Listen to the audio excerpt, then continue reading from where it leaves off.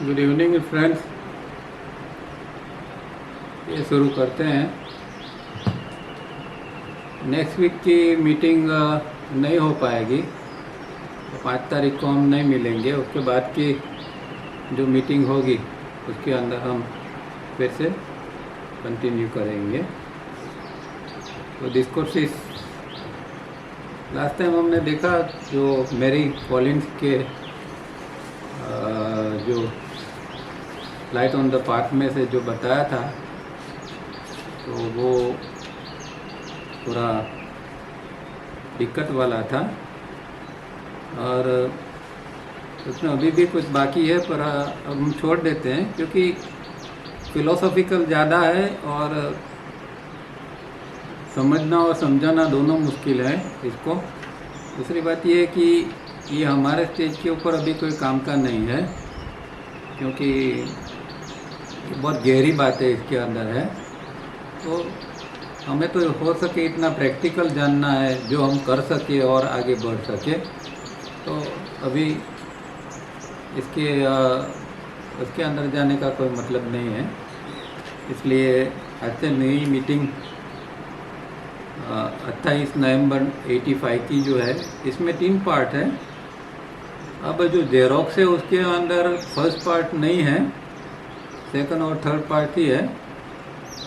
पर जो black volume discourses on yoga part 3 जो है, ब्लैक वॉल्यूम अगर आपके पास है तो उसके अंदर ये पार्ट 1 दिया हुआ है। तो अगर नहीं है तो आप सुनिए, और है तो आप उसमें देखते जाइए। तो 2 पेज का है, तो पहले पढ़ लेते हैं, बाद में जो नर्वस सिस्टम के बारे में है वो बाद में पढ़ेंगे। तो उसके अंदर उन्होंने प्रीवियस नोट की कुछ पॉइंट्स लिए हैं, इसलिए वो कहते हैं शुरू में कि what we have digested up till now from our various previous notes. तो आगे के नोट्स के अंदर का पूरा समराइज यहाँ किया है। तो पहले ज़रा जल्दी से देख लेते हैं। Point number 1, that we are in fact fragments of transcendence, either in exile or on journey of search through various universes of existence as per different gospels. तो ये तो हम जानते हैं और वो बार बार बताते हैं कि हम जनलोक से आए हुए आत्म तत्व है और जनलोक से एग्जाइल हुए हैं। जैसे देश निकाल किया हो, इस तरह हम देश निकाल है, या फिर हम कोई जो अलग अलग लोक है उसकी जो जर्नी है, यात्रा है, उसके अंदर हम अभी लगे हुए हैं। तो इस तरह हमारे गॉस्पेल जो है, हमारे शास्त्र है, वो इस तरह की बात करते हैं। In our original state of transcendence we had no need of bodies, mind, brain, food, air, birth और death. In short we were immortal and eternal. तो आत्मा तत्व को तो खुद कोई बॉडी की या किसी की ज़रूरत नहीं है जब वो ओरिजिनल स्टेट में होता है। मतलब जब वो जनलोक में था आत्मा तत्व, तो ना उसको बॉडी की ज़रूरत थी, ना माइंड की ज़रूरत थी, ना खाने पीने की ज़रूरत थी, और वहाँ ना कोई जीवन था, ना मृत्यु था, कुछ नहीं था। वो इमॉर्टल और इटर्नल था। वहाँ जो था वो अमरता हमेशा होती है, वहाँ जन्म मृत्यु नहीं होता है, मतलब अमरता, इमॉर्टलिटी वहाँ होती है। Point number 2, for this search through the universes we needed or need appropriate bodies, mind, brain, senses, food, air, etc. to experience the different universes. In short, we are mortal and finite under such circumstances. तो जब हम जनलोक से निकल के फिर हम ये स्वभुव भू के अंदर आते हैं, तब हमें अलग अलग शरीरों की, मन की, ब्रेन की, सेंसेस की और उस प्रकार के जो उसके फूड जो है, हर एक शरीर के अलग अलग फूड्स है, तो उसकी ज़रूरत पड़ती है। ताकि हम उस यूनिवर्स को, उस लोक को हम अनुभव कर सकें। तो जब हम भूभुव स्व में आते हैं तो इमॉर्टल में से फिर मॉर्टल बन जाते हैं, मतलब यहाँ जन्म और मृत्यु का चक्कर चालू हो जाता है। वहाँ जन्म मृत्यु जैसा कुछ था नहीं, यहाँ जन्म मृत्यु का चक्कर चालू हो गया और फिर हम फाइनाइट हो गए।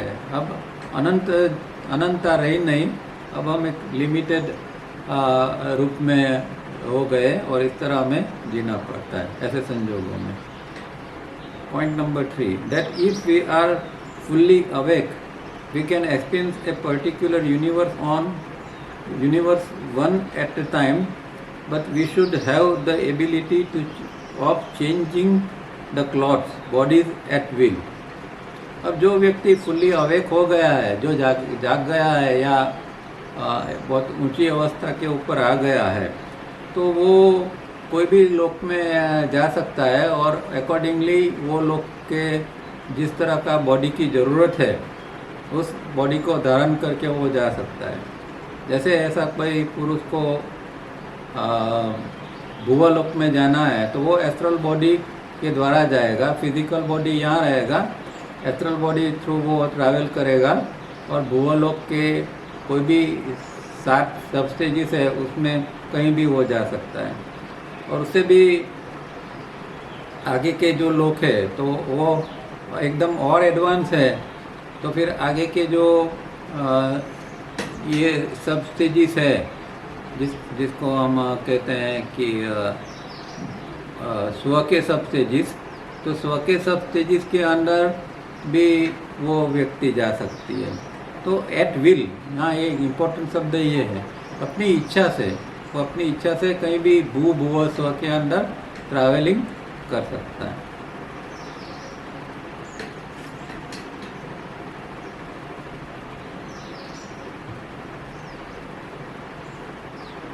Point number 4, but if we are not fully awake we can experience a particular universe but without the ability of changing the clothing bodies at will. तो अगर हम इतने पहुँचे हुए नहीं हैं, अगर हमारा इतना विकास नहीं हुआ है, तो फिर हम जो लोक में हैं वो उस लोक का शरीर ही धारण करके हमें जीना पड़ता है। जैसे कि अभी हम भूलोक में जी रहे हैं तो हमें स्थूल शरीर हमें धारण करना पड़ता है और स्थूल शरीर से हमें जीना पड़ता है। तो हमारे पास अभी भी एस्ट्रल बॉडी और मेंटल बॉडी है, पर वो इतना डेवलप नहीं हुआ है कि हम एट विल उसको हम छोड़ के दूसरे लोक में जा सकें। इसीलिए अभी जो लोक के अंदर हम जीते हैं, जैसे कि कोई अभी मानो एस्ट्रल वर्ल्ड में जी रहा है, भूवलोक में जी रहा है, तो वहाँ वो एस्ट्रल बॉडी के साथ जीता होगा। हम लोग अभी भूलोक में हैं तो भूलोक में हम स्थूल शरीर के साथ हम जी रहे हैं। तो फुल्ली अवेक और जो फुल्ली अवेक नहीं है उसके अंदर ये इतना डिफरेंस रहता है। फिर आगे, सो इन केस ऑफ 3 मतलब fully awake, in case of 3 above, we do not have a feeling of being a slave or in prison or as if going through some sort of destiny, and we understand the purpose of creation and existence and why of our birth and death.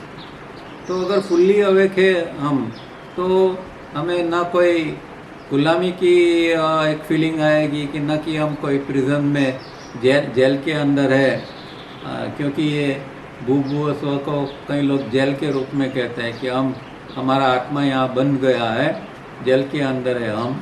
तो इस तरह की कोई feeling हमें नहीं आएगी, ना कोई हमें डेस्टिनी का ख्याल आएगा कि हम प्रारब्धवश यहाँ जी रहे हैं, क्योंकि ऐसी स्थिति के अंदर जो क्रिएशन और एग्जिस्टेंस का पर्पस क्या है वो व्यक्ति समझती है।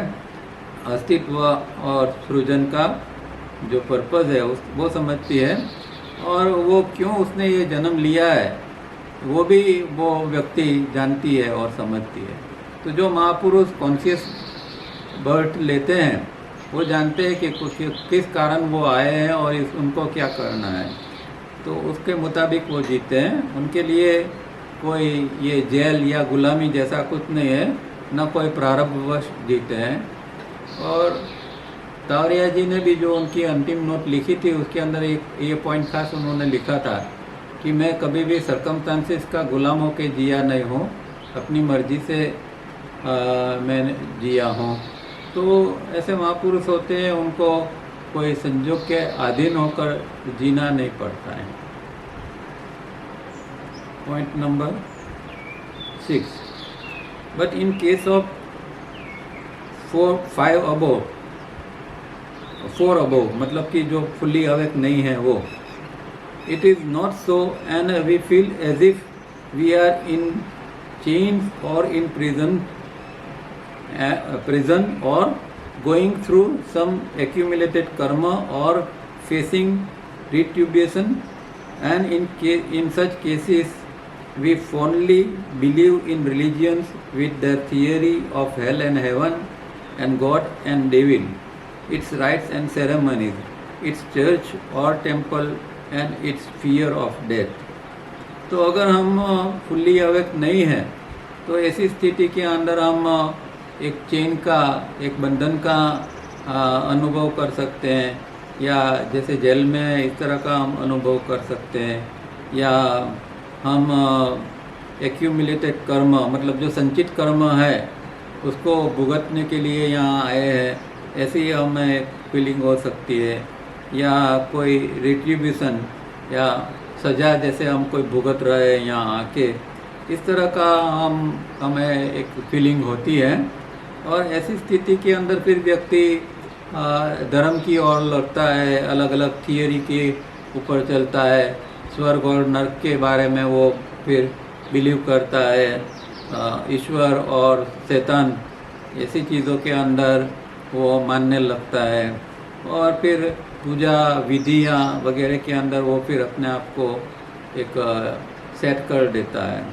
या तो फिर जो चर्च और टेम्पल वगैरह जो है उसके अंदर वो उसको सबको मानने लगता है, और उसके अंदर एक फियर ऑफ डेथ रहता है कि चाहे मैं कुछ भी करूं पर ये शरीर का मृत्यु तो हो सकेगा। इस तरह हर व्यक्ति जो है वो धार्मिक है या अधार्मिक है, पर उसको अंदर फियर ऑफ डेथ रहता है। तो जो अवेक नहीं है इनके लिए इनको ये सारी चीज़ें लागू होती है। Next, but in case of 3 above we live like fragments of transcendence, free to take birth और डाई एट विल और function in any type of body suitable to any type of universe.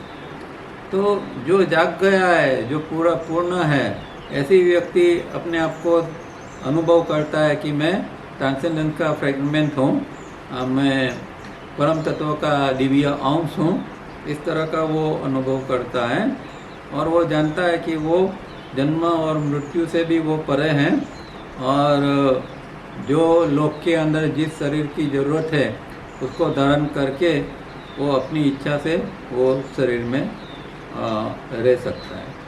तो conscious birth और conscious death का जो तावरिया जी बहुत महत्व देते थे, इसका कारण यही है कि ऐसी स्थिति पर पहुंचता है व्यक्ति तो ही वो फिर कोई भी लोक के अंदर कॉन्शियस बर्थ ले सकता है, और जब उसका काम ख़त्म होता है तो वो कॉन्शियसली डेथ को लेता है और फिर निकल जाता है।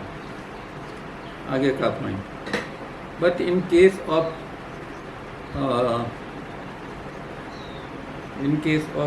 6 above, we live as computerized organism, unaware of the fragment of transcendence within each one of us, and live as helpless, insignificant creatures.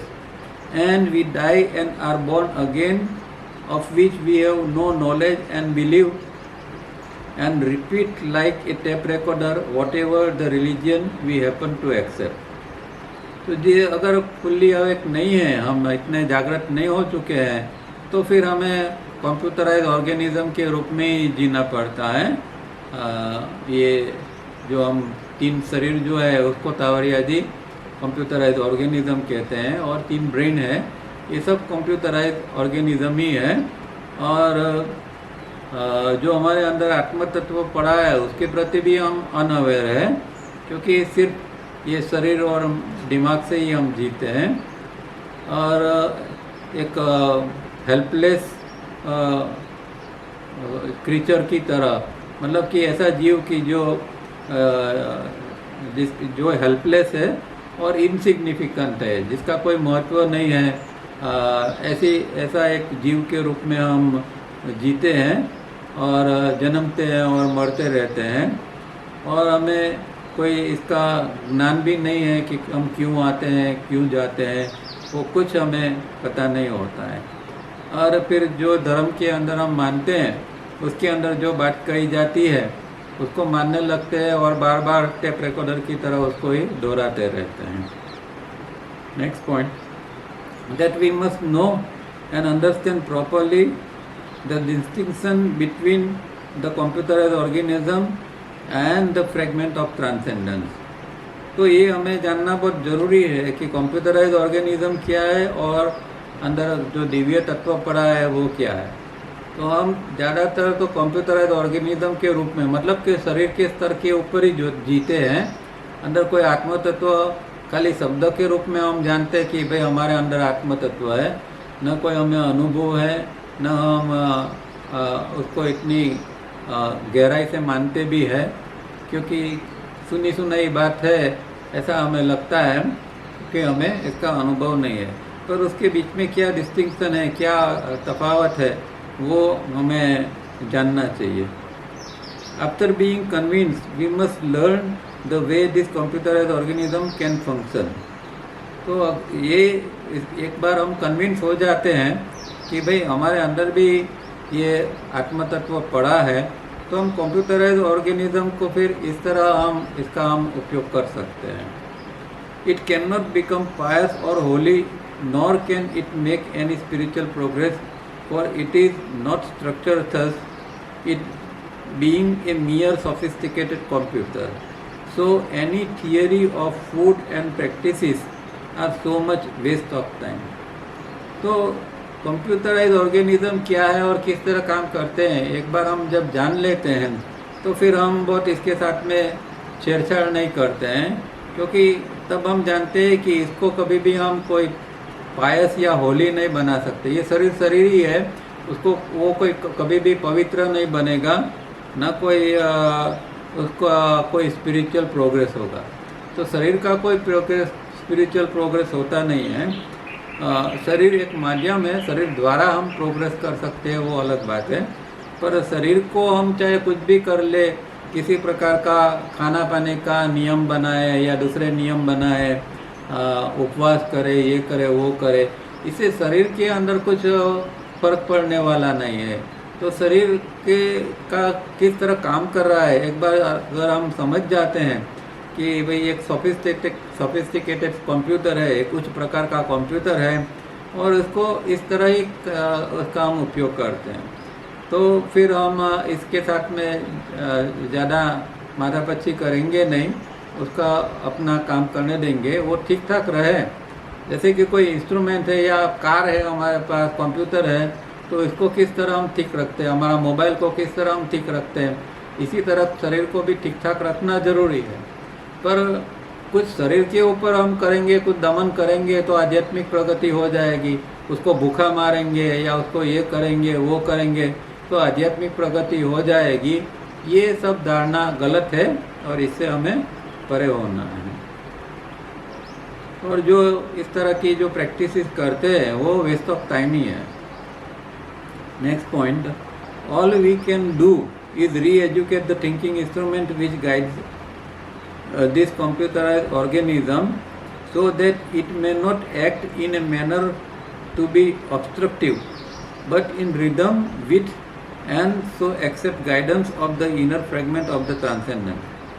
This inner fragment is called Ishvara by Sage Patanjali and is highest of teachers and guru। तो करना क्या है हमें, सिर्फ करना तो इतना ही है कि हमारा जो थिंकिंग इंस्ट्रूमेंट है, हमारा ब्रेन जो है, उसको हमें री एजुकेट करना है, उसका पुनः शिक्षण करना है, क्योंकि उसके अंदर जो गलत गलत रूप में काम करने की एक उसको उसके अंदर एक ये हो गई है। तो अलग अलग जैसे उन्होंने बताया था कि भाई हैबिट मैकेनिज्म है उसके ऊपर काम करो, ड्रिफ्ट मैकेनिज्म है ड्रिफ्ट के ऊपर काम करो, फिर इम्पल्स रिएक्शन इसके ऊपर काम करो, मेमोरी जो हमारी इमोशन के साथ जुड़ गई है उसके ऊपर काम करो। इन सारी चीज़ों के ऊपर काम करना है ताकि हमारा थिंकिंग इंस्ट्रूमेंट भी एजुकेट हो जाए, न कि शरीर को हमें सफोकेट करना है, शरीर के ऊपर जुल्म करना है। तो ये बात का ध्यान रखें। इतना करना है कि वो ऑब्स्ट्रक्टिव न बने, मतलब कि वो कुछ अवरोध रूप न बने। हमारी आध्यात्मिक यात्रा के अंदर शरीर अवरोध रूप न बनना चाहिए। अगर वो बीमार होगा, बार बार बीमार होगा, तो आध्यात्मिक यात्रा फिर रुक जाती है। तो शरीर को इतना तंदुरुस्त रखना बहुत ज़रूरी है, और इसीलिए तावरिया जी ने रिफाइनिंग और दूसरी एक्सरसाइजेज दी है कि अगर रेगुलर करते हैं और थोड़ा खाने पीने में थोड़ा ध्यान रखते हैं तो शरीर हमेशा अच्छा ही रहेगा और वो फिर ऑब्स्ट्रक्टिव नहीं बन पाएगा। इतना ही ज़रूरी है। और अगर फिर ये ऐसा होता है, शरीर अच्छा रहता है, तंदुरुस्त रहता है, तो वो फिर रिदम के अंदर फिर जीने लगेगा, और अंदर का जो डिवाइन फ्रेगमेंट है, आत्म तत्व है, उसका गाइडेंस भी फिर वो एक्सेप्ट कर पाएगा, और इस तरह उसकी आध्यात्मिक प्रगति भी उस व्यक्ति की होती जाएगी। और जो इनर फ्रेगमेंट है उसको पतंजलि ने ईश्वर कहा है कि जो सब गुरुओं का गुरु है, सबसे बड़ा गुरु जो है वो हमारा आत्म तत्व है। Next point, this can only happen if the thinking instrument were to empty its coat of all preconceived ideas of religion, philosophy, morality, rites and ceremonies, etc. For if this is not done, we may time and again walk. We may time again walk back in our memory lane, and this would create time and again obstructions to guidance coming from the inner fragment of transcendence. तो जो एक ये thinking instrument जो है, अगर हम इतना करते हैं इसके लिए कि वो ऑब्स्ट्रक्टिव न बने, तो थिंकिंग इंस्ट्रूमेंट जो है वो उसका जो प्रीकंसीव्ड आइडिया है धर्म के बारे में, फिलोसफी के बारे में, मोरालिटी या राइट्स रिचुअल्स के बारे में, ये सब जो है वो अपने आप में वो खाली होता जाएगा, और फिर इतना हो जाएगा तो फिर हम वापस वो पुरानी पॉइंट के ऊपर जा नहीं सकेंगे। मतलब कि जो गलत रूप में अब तक हमने जिया है, तो इस तरह फिर हम जिएंगे नहीं। अगर शरीर को ठीक ठाक कर लिया और वो उसके वो रिदम में आ गया और अंदर एक बार अंदर के गुरु का गाइडेंस मिल गया है, तो फिर कोई चिंता की बात नहीं है।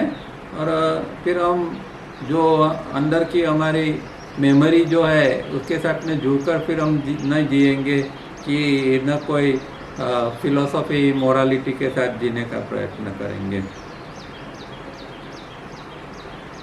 क्योंकि ये सारी चीज़ें जो है वो एक अंदर जो हमें गाइडेंस मिल रहा है उसके अंदर एक ऑब्स्ट्रक्शन बन जाता है। तो शरीर बिगड़ता है, मन में गड़बड़ी है, तो फिर गाइडेंस अंदर से कभी भी मिल नहीं सकता है। So in fact we are what we are mistakenly trying to be, we have only to empty the boil. तो हम आत्म तत्व है, पर फिर भी जैसे कि आत्म तत्व को प्राप्त करना है, इस तरह का हमारा प्रयत्न होता है। हम मानते नहीं है, अनुभव करते नहीं है कि हम ट्रांसेंडेंस है, हम आत्म तत्व है, हम दिव्य अंश है, उसको हम मानते नहीं है। और जैसे कि वो कोई हमसे परे है, अलग है, दूर है, इस तरह इसको हम ढूंढते हैं, उसके पीछे लगे रहते हैं। तो खाली हमें जो बॉल जो बड़ा है उसको ही खाली करना है। कोई बर्तन है, बर्तन के अंदर सारी चीज़ें भरी हुई है, तो फिर और कुछ डाल नहीं सकते। तो इसको ये सारी चीज़ें जैसे एम्प्टी द बोट बार बार ये कहते हैं, तो इस तरह एम्प्टी द बोट ही करना है। When one is convinced and acts as in 11 above, one is also convinced that all external gurus are not required and are incapable, and only the inner fragment of transcendence is the worthiest of all gurus. तो जब हम एक fully awake हो जाते हैं तो ऐसी स्थिति के अंदर फिर हम समझ पाते हैं कि कोई बाहर के गुरु की कोई ज़रूरत ही नहीं है, और बाहर का गुरु इतना समर्थ भी नहीं है कि अंदर की आध्यात्मिक यात्रा के लिए मार्गदर्शन दे सके। हाँ, शुरुआत के सालों के अंदर ज़रूरी होता है, पर जब आप प्रत्याहार के आगे निकल जाते हैं तो फिर बाहर का गुरु का कोई काम नहीं होता है, फिर अंदर के गुरु से ही मार्गदर्शन लेना पड़ता है। और बाहर का गुरु फिर अंदर का ये अंदर की जो स्थिति है उसका मार्गदर्शन दे नहीं सकता है, वो इनकेपेबल होता है। और जो अंदर का ट्रांसेंडेंस है, ईश्वर है, वही इस तरह का गाइडेंस दे सकता है, और वो सब गुरुओं में सबसे श्रेष्ठ गुरु है। When this wonderful state of Radha Krishna is established between the computerized organism and the inner fragment of transcendence, nothing more remains to be done, but this state is to be established consciously and experienced. तो जब ये स्थिति बन जाती है अंदर, तो फिर वो अनुभव करता है कि ये कंप्यूटराइज्ड ऑर्गेनिज्म राधा है और इसके अंदर जो दिव्य तत्व पड़ा है वही कृष्ण है। उसका वो अनुभव के साथ वो व्यक्ति जीता है, और ये स्थिति कर अगर पहुंच गया तो आगे कुछ करने की अभी बाकी नहीं रहता है, अभी कोई ज़रूरत नहीं है। वो एक जब ज़रूरत होती है तो कंप्यूटराइज्ड ऑर्गेनिज्म का उपयोग करता है, या फिर अंदर का डिवाइन फ्रेगमेंट है उसके साथ में रहता है। अब आगे उसको कुछ करने की ज़रूरत नहीं है, पर इस तरह की स्थिति को कॉन्शियसली हमें एस्टेब्लिश करनी पड़ेगी और इसका अनुभव करना पड़ेगा। Next point, slowly one comes to the stage of being able to change at will one's external clothing bodies, and one is able to take birth और to die at will in any of the 3 universes of existence. तो जब वो स्थिति पर पहुंचता है व्यक्ति, वो साधक या महापुरुष, तो वो अपनी इच्छा से ये शरीरों को बदल सकता है, और अपनी इच्छा से वो जन्म धारण करता है, अपनी इच्छा से ये शरीर को छोड़ सकता है, और तीनों लोक में कहीं भी जाना है, कहीं भी जन्म लेना है, वो भी उसके हाथ में है। तो ये एक इतने इनके अंदर एक फ्रीडम आ जाता है, या इतनी कैपेसिटी आ जाती है कि वो जो चाहे वो कर सकता है। कहीं भी जन्म लेना है, कब जन्म लेना है, वो सब वो खुद तय करता है। If one has computerised awareness only, one lives in misery, but if one has the consciousness of the inner fragment of transcendence, one lives at will, free from all restrictions. How to bring about a rhythm between the computerized organism and the fragment of transcendence is our study. This leads to freedom or mukti in the right sense of the word. For such freedom or mukti is to be consciously understood and worked for intelligently. तो अगर व्यक्ति computerise की awareness से ही जीता है तो फिर वो दुख के साथ ही जिएगा। जब तक हम मानते हैं कि हम शरीर ही है और शरीर के द्वारा ही खाली जीते रहते हैं, तो फिर दुख तो अनिवार्य रूप से हमारे साथ में जुड़ा रहेगा। पर अगर हमारे अंदर एक कॉन्शियसनेस आती है कि नहीं, हम सिर्फ शरीर नहीं है, हमारे अंदर एक आत्म तत्व पड़ा हुआ है और उसके साथ में हम जी सकते हैं, तो फिर सब जो रिस्ट्रिक्शंस है, जो सारी मर्यादा है, उससे वो व्यक्ति फिर मुक्त हो जाती है, और फिर ये दोनों के बीच में एक रिदम एस्टेब्लिश करके इस तरह वो जीता है।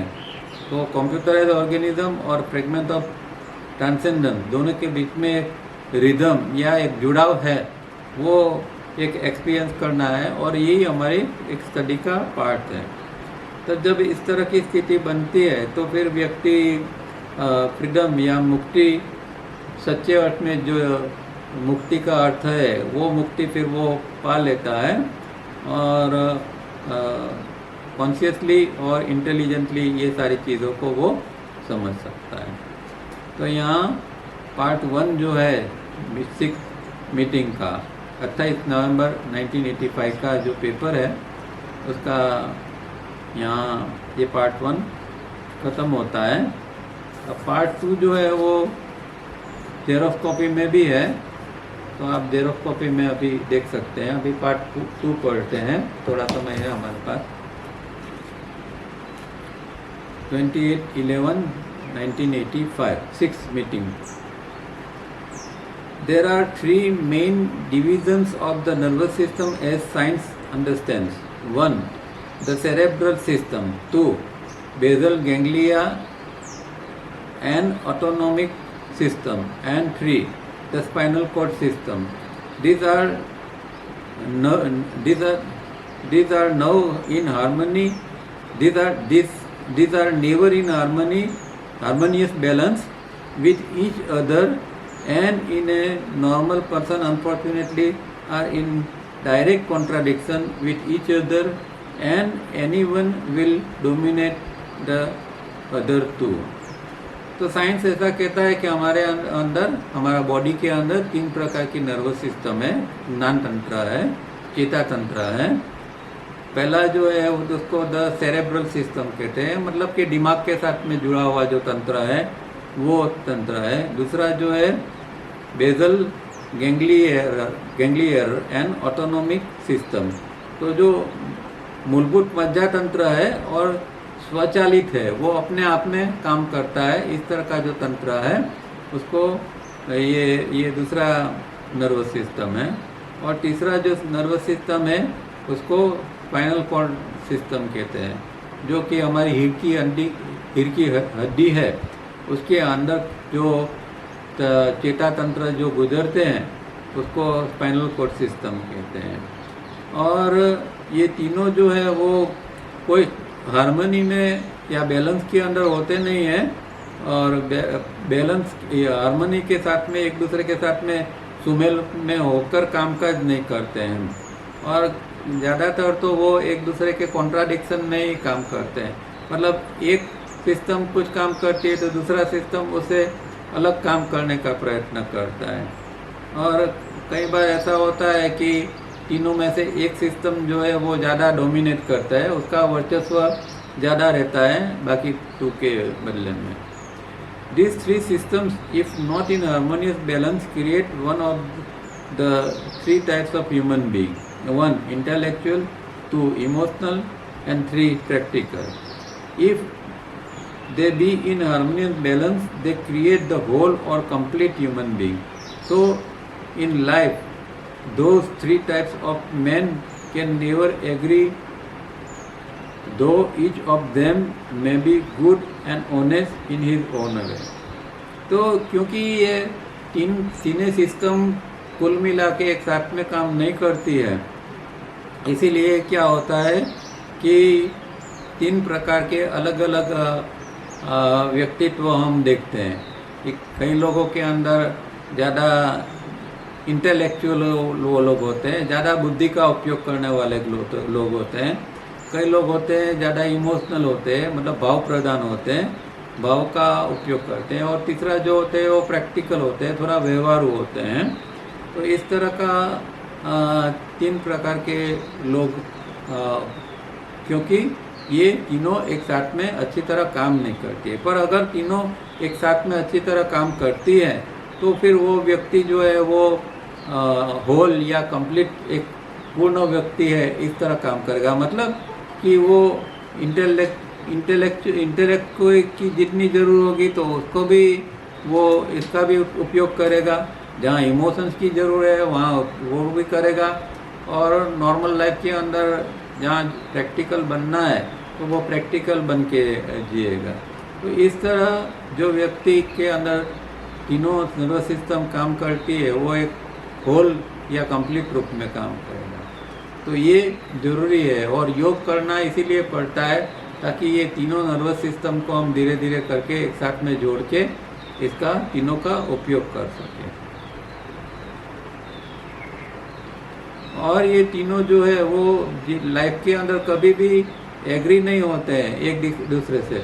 मतलब जो इंटेलेक्चुअल होता है उसको लगता है कि ये भाव प्रधान वाले तो वो तो ऐसे ही है, उसका कोई मतलब नहीं है, बात बात में वो लोग इमोशनल हो जाते हैं। और जो इमोशनल होते हैं वो इंटेलेक्चुअल वाले को कंडेम करते हैं कि ये लोग ज़्यादा बुद्धि चलाते हैं, जहाँ बुद्धि की ज़रूरत नहीं है वहाँ भी बुद्धि चलाते हैं। तो एक दूसरे से कभी भी वो एग्री नहीं होते ये तीनों, पर फिर भी वो अपने आप में वो अच्छे इंसान होते हैं, ऑनेस्ट इंसान होते हैं। Besides the imbalance results in utilizing unequally the intellectual, emotional and other energies in unequal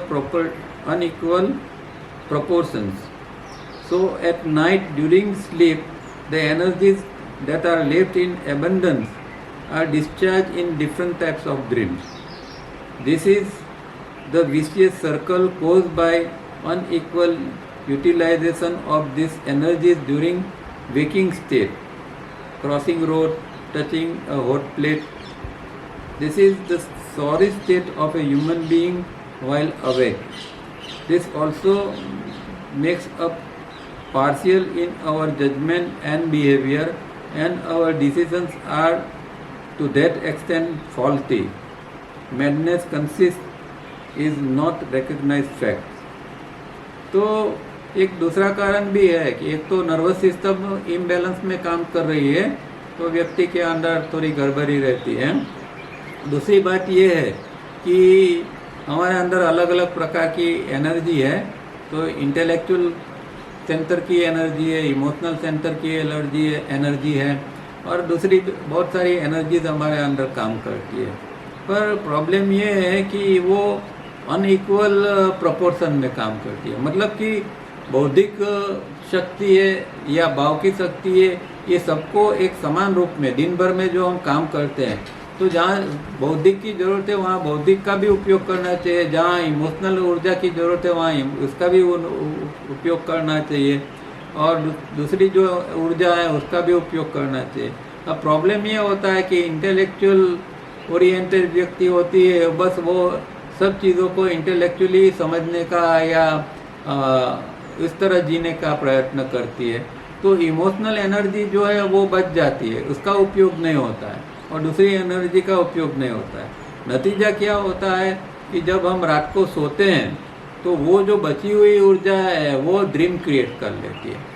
इसीलिए बहुत ज़रूरी है कि हमारे अंदर इंटेलेक्चुअल, इमोशनल, सेक्स एनर्जी सबका एक समान रूप में इसका उपयोग होना चाहिए, वरना जो एनर्जी का उपयोग नहीं हुआ है वो रात को ड्रीम्स क्रिएट करेगी और एक फिर ऐसा विशियस सर्कल अंदर चालू हो जाएगा कि जागृति के दौरान भी फिर इसी तरह की वो सर्कल में फिर वही जिएगा। मतलब फिर वो वही एक पर्टिकुलर टाइप की एनर्जी का उपयोग करता रहेगा जागृति के स्थिति के अंदर ही। तो ये एक व्यक्ति के अंदर एक सॉरी स्टेट, मतलब एक अफसोसनाक एक स्थिति अवस्था एक उसके अंदर उत्पन्न होती है। और उसके कारण दूसरा क्या होता है कि उसका जो जजमेंट और बिहेवियर होता है वो भी पार्शियल हो जाता है, भेदभाव वाला हो जाता है। तो वो न्यूट्रल होकर कुछ कर नहीं सकता है, हमेशा उसके अंदर एक पार्शियलिटी हर चीज़ के अंदर बनी रहती है और उसके जो डिसीजंस होते हैं तो ज़्यादातर डिसीजन फिर फॉल्टी होते हैं, क्योंकि एनर्जी का बैलेंस है, ना नर्वस सिस्टम का अंदर बैलेंस है। तो ऐसी गड़बड़ी के साथ में हम जीते हैं, तो जो एनर्जी का ज़्यादा उपयोग कर लेते हैं और बाकी बचती है उसके द्वारा फिर दूसरे प्रॉब्लम स्टार्ट हो जाते हैं। तो यहाँ एक कोटेशन जैसा भी दिया है कि madness consist is not recognised fact. मतलब कि जो दीवानापन या पागलपन होता है उसमें वास्तविकता का स्वीकार नहीं होता। जो लोग वास्तविकता या जो फैक्ट है उसका स्वीकार नहीं करते तो एक प्रकार का वो भी दीवानापन ही है, पागलपन ही है। तो फैक्ट क्या है उसको हमें समझना चाहिए और उसके मुताबिक जीना चाहिए. It is therefore obvious that we cannot talk of use of free will, for our free will is also to that extent corrupted. तो फ्री विल हम जानते हैं, पर फ्री विल का भी प्रॉब्लम ये है कि हमारी फ्री विल अभी करप्ट हो चुकी है, दूषित हो चुकी है, क्योंकि हम अभी जो हमारे अंदर ये एनर्जीज वगैरह जो बैलेंस में काम नहीं कर रही है, तो हम सच में फ्री विल का भी उपयोग नहीं कर सकते हैं. और फ्री विल का उपयोग नहीं होता है तो एक ये जो है वो एक करप्टेड रूप में, एक दूषित रूप में फिर वो रहती है. We become by stages so unconscious in our waking state that we are unaware the way we sit, walk or talk and how our voice sounds. Photo और टेप रिकॉर्डर, ये बहुत इम्पोर्टेंट पॉइंट है और ये हमें हमारे अंदर notice करना चाहिए. हम किस तरह बैठते हैं, किस तरह उठते हैं, किस तरह खाते हैं, और ख़ास करके हम फ़ोन के ऊपर या दूसरे के साथ बात करते हैं तो हमारा आवाज़ कितना बड़ा हो जाता है. ये लोगों को आप देखोगे तो इतनी बेहोशी में जीते हैं, और कई लोग तो इतनी बेहोशी में के आजू बाजू 5-25 लोग होते हैं फिर भी फ़ोन के ऊपर जोर जोर से बात करने लगते हैं. कई बार आप देखा होगा कि थिएटर में लोग पिक्चर चालू है और फ़ोन आया तो जैसे घर में बात करते हैं इस तरह फ़ोन के ऊपर लोग बात करना चालू कर देते हैं. तो इतनी बेहोशी हमारे अंदर पड़ी है कि जो चीज़ हम के अंदर हम इतना चिपक जाते हैं कि आजू बाजू का हमें भान भी नहीं रहता है कि हम कहाँ हैं, कैसा है, किस तरह बात करनी है, क्या करना है, क्या नहीं करना है. इस तरह की एक बेहोशी की स्थिति में हम जीते हैं. और कम से कम साधक जो है उसको तो ये इसके ऑब्जर्वेशन में तो आना ही चाहिए कि वो किस तरह जीता है, वो किस तरह बोल रहा है, किस तरह लोगों से बात कर रहा है, उसका आवाज़ की क्वालिटी क्या है, फ़ोन पर बात करता है तब भी, दूसरी जगह बात करता है तब भी उसके अंदर पोलाइटनेस है कि या हार्डनेस आ जाती है. ये सब ऑब्जर्वेशन करना चाहिए. तो फोटो और टेप रिकॉर्डर अगर मानो कि कोई हम जो कर रहे हैं उसका कोई वीडियो निकाल ले और हमें दिखाए तो कैसा हम महसूस करेंगे. अभी तो हमें पता नहीं है. क्या हमारा कोई आवाज़ रिकॉर्ड कर ले और फिर हम उसको सुने तो हमें पता चलेगा कि हम कितना ज़ोर ज़ोर से बिन जरूरी, और इसके अंदर एनर्जी का इतना वेस्ट होता है. जो साधक है उसको तो एनर्जी की कीमत होनी चाहिए, तो बिन जरूरी एनर्जी वेस्ट नहीं होनी चाहिए, ना बॉडी के लेवल के ऊपर ना दूसरे लेवल के ऊपर. तो वो एक ऑब्जर्वेशन में आना चाहिए और उसके अंदर उसके ऊपर काम करना चाहिए, करेक्ट करना चाहिए. Are we then in our conscious state really sleepwalking, sleep talking, etc. Yet we give ourselves the authorship of what we talk or think or do. Does the individual act or talk or think, or is it the performance of one of his nervous system and whose function he is not aware of? There is merely lethargy internally then we are aware of. तो पहली बात तो ये कि क्या हम निद्रा में चलते हैं, निद्रा में बात करते हैं. जब हम जागृत होते हैं तो जागृति कहने को तो शरीर की जागृति है, पर जब इस तरह हमें कोई भान ही नहीं है कि हम किस तरह बैठते हैं, किस तरह उठते हैं, क्या करते हैं, किस तरह बातें करते हैं, तो उसको क्या कहेंगे. उसको तो यही कह सकते हैं ना कि भाई हम निद्रा में ही चलते हैं, बोलते हैं, खाते हैं, पीते हैं, सब कुछ निद्रा में ही कर रहे हैं. और फिर उसके बावजूद भी हम अपने आप को ऑथरशिप, कर्ता भाव का मानते हैं, मतलब कि मैं कर रहा हूँ, इस तरह का एक भाव आता है हमारे अंदर. तो ये होता एक जैसे एक मशीन काम करता है, मशीन के अंदर होता है, इस तरह हमारे अंदर होता है. कोई कर्ता भाव, ऑथरशिप तो है ही नहीं हमारे अंदर. हम मानते हैं कि हम सोचते हैं, सोचना भी तो हमारा मैकेनिकल है, एक ऑटोनोमस फंक्शन जैसा है. तो एक ऑथरशिप तो हमारे अंदर कुछ है ही नहीं है. फिर भी हम मानते हैं कि हमारे अंदर इस तरह का एक कर्ता भाव, हम कुछ कर रहे हैं, तो ऐसा तो कुछ है नहीं। Does the individual act or talk or think, or is it the performance of one's of nervous system and whose function he is not aware of? तो क्या व्यक्ति सब में सच में काम करता है या बातें करता है या सोचता है, या ये सिर्फ ज्ञानतंतुओं का कार्य है जिसके प्रति वो जागृत नहीं है? तो ये एक ज्ञानतंतु नर्वस सिस्टम ही काम कर रही है, हम कर रहे हैं ऐसा तो हम कह ही नहीं सकते। नर्वस सिस्टम के कारण, या नर्वस सिस्टम बात करती है, नर्वस सिस्टम के द्वारा हम चलते हैं, उठते हैं, इस तरह का। तो नर्वस सिस्टम ही, जैसे कि हम खुद नर्वस सिस्टम हो गए, हमारा कोई अपना तो अंदर कोई कुछ है नहीं, और नर्वस सिस्टम जिस तरह कर रही है इस तरह सब हो रहा है। तो एक ऑटोमेटिक मशीन, ऑटोमेटिक फंक्शन अंदर चल रहा है, और फिर भी हम कहते हैं मैंने ये किया, मैंने वो किया।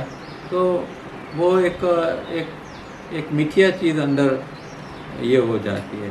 और हमारे अंदर इतनी सारी लिथार्जी पड़ी है, प्रमाद पड़ा हुआ है कि जिसके प्रति हम बिल्कुल जागृत नहीं है।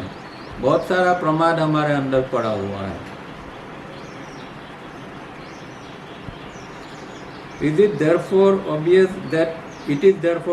that even in the waking state, no single all-comprehensive I entity is in existence, but merely a small group of mental cells claiming the I entity.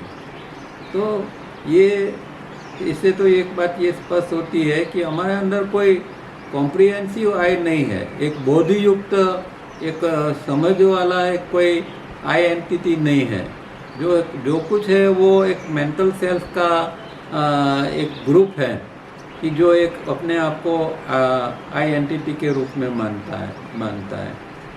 तो जो हमारे अंदर IESM केंद्र है, वहाँ जो सेल्स के ग्रुप है, और वही सब काम करते हैं। इंटेलेक्चुअल सेंटर काम करता है तो वहाँ का एक आई जाग जाता है, इमोशनल सेंटर काम करता है तो वहाँ का दूसरा आई जाग जाता है। तो इस तरह ये सारे एक सेंटर के आई जो है, ग्रुप्स है सेल के, वही काम करते हैं, और उसको हमें एक फीलिंग आई की आती है, न कि कोई कॉम्प्रिहेंसिव एक आई हमारे अंदर डेवलप होता है। तो ये जो हम जीवन जीते हैं वो एक पूरा मैकेनिकल जीवन है, जिसके अंदर न कोई अवेयरनेस है, न कोई बोध है, इस तरह का हम जीते हैं। तो यहाँ ये पार्ट 2 भी ख़त्म होता है। तीसरा पार्ट जो है वो अभी नेक्स्ट टाइम लेंगे, क्योंकि थोड़ा लंबा है। तीसरा के साथ में और भी एक मीटिंग पेपर जुड़ा हुआ है, तो वो नेक्स्ट वीक को तो नहीं मिल पाएंगे, उसके बाद के संडे पर मिलेंगे। और अभी 10 मिनट बाकी है, किसी को कोई प्रश्न है तो पूछ सकते हैं।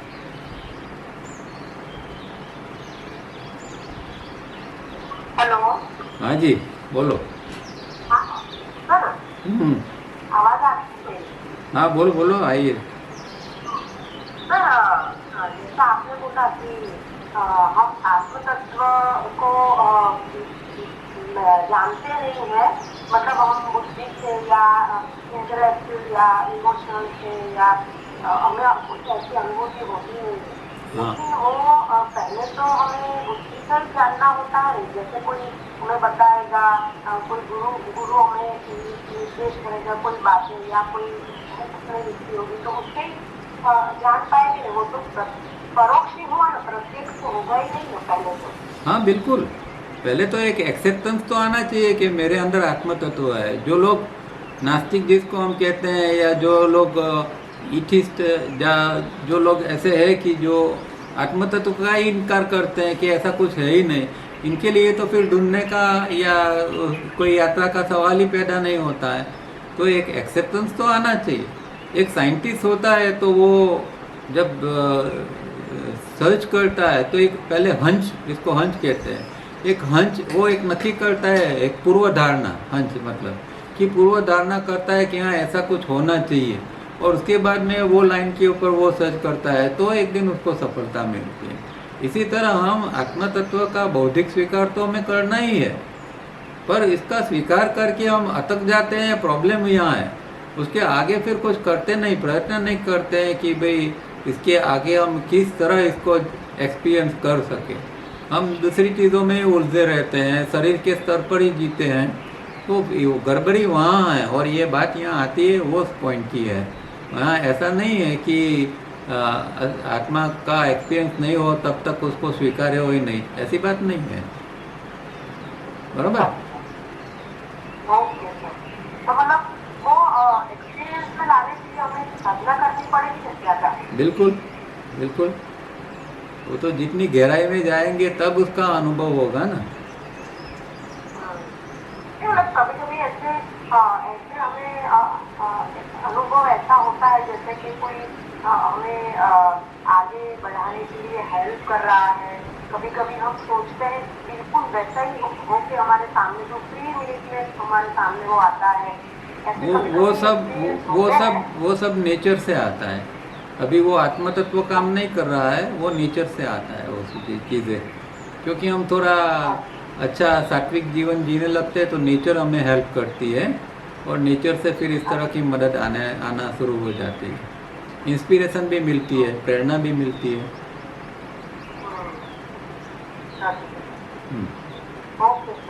ओके, हाँ। और किसी को कोई प्रश्न है? Hello sir. हाँ बोलो। हाँ सर, कांवरिया जी ने अपने वो ब्लैक फ्लेम एस्टेब्लिश करने के लिए क्यों बोला है, वो मुझे थोड़ा क्वेश्चन है। वो इसीलिए कि जो हमारा आत्म तत्व है, एक्चुअली ये अभी जो बात हो रही है आत्म तत्व की, तो हम आत्म तत्व का तो सीधा अनुभव ही नहीं कर सकते हैं ना। तो आत्म तत्व का अनुभव लेने के लिए आगे जाके जो हमें उसका अनुभव होगा, तो उसकी एक नेट प्रैक्टिस के लिए हमें अभी ब्लैक फ्लेम का एक जो हमारा जो आज्ञा चक्र है, वहाँ ब्लैक फ्लेम को हमें प्रिज्यूम करना है, एक उसकी धारणा करनी है, उसको देखने का प्रयत्न करना है। और अगर वो भी नहीं दिखाई देती है तो पहले बार का आप कैंडल लगाओ और कैंडल की फ्लेम जो है उसको देखो, फिर आँख बंद करके अंदर उस फ्लेम को आँख बंद करके अंदर ब्लैक फ्लेम में कन्वर्ट करके देखने का प्रयत्न करो। तो वो आत्म तत्व की जो है, वो आत्म तत्व ओरिजिनली आत्म तत्व है, वो इनकी ब्लैक ही है। वो कहते हैं ना बार बार कि आत्मा का कोई कलर ही नहीं है। आत्मा जो है वो कलरलेस है। तो कलरनेस क्या हुआ? कलरलेस वही तो ब्लैकनेस है, इनकी ब्लैक है। तो वो इनकी ब्लैक का अनुभव लेने के लिए हमें ये एक नेट प्रैक्टिस में हम इस तरह के ब्लैक फ्लेम का प्रैक्टिस कर सकते हैं।